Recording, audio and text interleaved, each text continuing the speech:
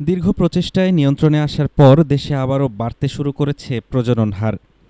ইউএনএফপি এর সর্বশেষ প্রতিবেদনে দেশের মোট প্রজনন হার বা টিএফআর ২.১ বলা হলেও বিবিএস ও ইউনিসেফের যৌথ জরিপ বলছে এই হার এখন ২.৪-এ দাঁড়িয়েছে। বিশেষজ্ঞরা বলছেন ১.৫ থেকে ২ বছর ধরে বাজারে জন্ম নিয়ন্ত্রণ সামগ্রীর তীব্র সংকটের কারণেই মূলত এই পরিস্থিতির সৃষ্টি হয়েছে। একসময় দীর্ঘ ও পরিকল্পিত প্রচেষ্টায় জনসংখ্যা বৃদ্ধির লাগাম টেনে ধরেছিল বাংলাদেশ। মোট প্রজনন হার বা টিএফআর নেমে এসেছিল ২.১৭-এ। তবে সাম্প্রতিক পরিসংখ্যান বলছে দেশের প্রজনন হার আবারও ঊর্ধ্বমুখী। ইউএনএফপি এর ২০২৫ সালের বার্ষিক প্রতিবেদনে দেশের টিএফআর ২.১ উল্লেখ করা হলেও বাংলাদেশ পরিসংখ্যান ব্যুরো ও ইউনিসেফের যৌথ জরিপে উঠে এসেছে ভিন্ন চিত্র। তাদের মতে বর্তমানে এই হার ২.৪। কিন্তু কেন হঠাৎই উল্টো রথ?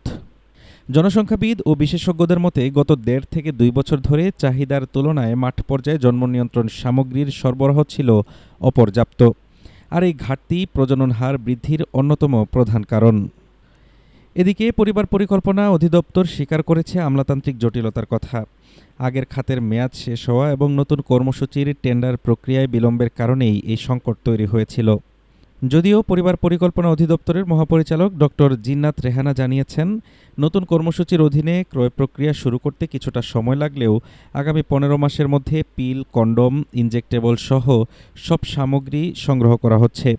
খুব দ্রুত সরবরাহ স্বাভাবিক হবে। সংকটের কথা মেনে নিয়ে স্বাস্থ্য খাতকে সর্বোচ্চ অগ্রাধিকার দেওয়ার কথা জানিয়েছে সরকার। জন্ম নিবন্ধনের জটিলতা কাটাতে জন্মের ১ সপ্তাহের মধ্যে তা বাধ্যতামূলক করার উদ্যোগের কথা জানান স্বাস্থ্যমন্ত্রী। জন্মহার নিয়ন্ত্রণের পাশাপাশি শিশুদের স্বাস্থ্যসেবা নিশ্চিত করতে দ্রুত মাঠ পর্যায়ে জন্ম নিয়ন্ত্রণ সামগ্রী পৌঁছানো এবং জন্ম নিবন্ধন প্রক্রিয়াকে শতভাগ সচল করাই এখন সময়ের দাবি, এমনটাই মনে করছেন সংশ্লিষ্টরা। হাফিজুর রহমান তুষার, ঢাকা টুডে।